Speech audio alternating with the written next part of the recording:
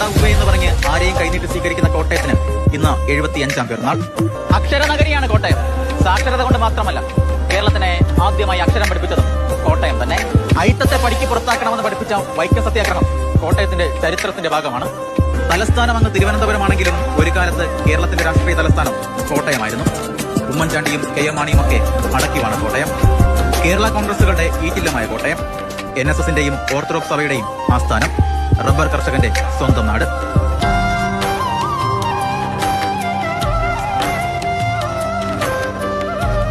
മുൻ ഇന്ത്യൻ രാഷ്ട്രപതി KR നാരായണൻ, ആദ്യ പ്രതിപക്ഷ നേതാവ് PT ചാക്കോ, മുൻ മുഖ്യമന്ത്രി PK വാസുദേവൻ നായർ, മലയാളത്തിന്റെ മഹാനടൻ മമ്മൂട്ടി.